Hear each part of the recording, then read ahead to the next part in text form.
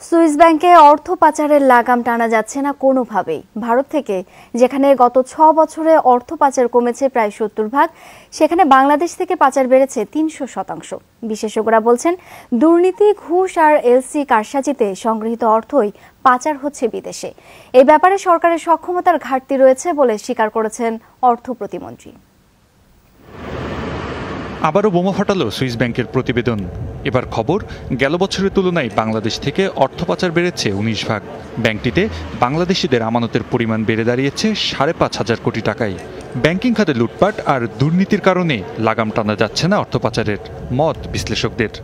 Banking সেক্টরে, বিশেষ করে সরকারি সেক্টরে অর্থ মন্ত্রণালয়ের অব্যবস্থাপনার কারণে বিরাট হরিলুট, হাজার হাজার কোটি টাকার হরিলুট হয়েছে।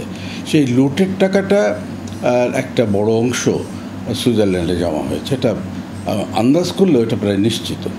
বেশ কিছু কালো টাকা প্রতি বছর হয়, এরও একটা বড় অংশ সুইজারল্যান্ডে চলে যায়।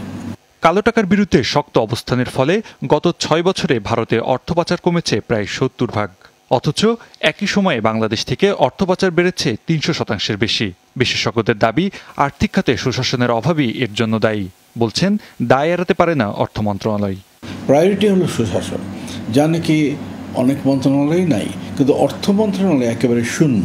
মানে যেখানে অর্থমন্ত্রী নিজেই ব্যাংকের এই দুর্গতির জন্য তো তিনিই দায়ী, কারণ এত বছর যাবত তিনি মন্ত্রী ছিলেন। সুইস গভর্নমেন্টের সঙ্গে প্রিভেল করে যে ওই ধরনের একটা এগ্রিমেন্ট করতে পারি যে বাংলাদেশিরা যারা বিদেশি ওই সুইস ব্যাংকে অ্যাকাউন্ট করবে তাদের নামগুলো অটোমেটিক্যালি বাংলাদেশ গভর্নমেন্টের কাছে চলে আসবে। অর্থ প্রতিমন্ত্রীর ধারণা, পাচারের সাথে অনেক অসাধু সরকারি কর্মকর্তারাও জড়িত। এর পাশাপাশি গলদ রয়ে গেছে সরকারের সক্ষমতাই। 2 হাত ছাড়া তালি হবে না, আমাদের মধ্যেই আছে। কিন্তু যারা আছে, আমি জানি অন্যায়টা করেছে, কিন্তু আমি তাকে গিয়ে লাভ ধরতে পারবো না।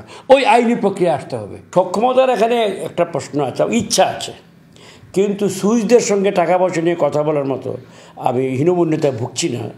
আমি সজ্ঞানেই বলছি, আমাদের খুব কম আছে। সাম্প্রতিক সময়ে সুইজারল্যান্ডের পাশাপাশি বাংলাদেশ থেকে অর্থ পাচার হচ্ছে ইউরোপের অন্যান্য দেশেও। মোহাম্মদ শোয়েব, যমুনা নিউজ, ঢাকা।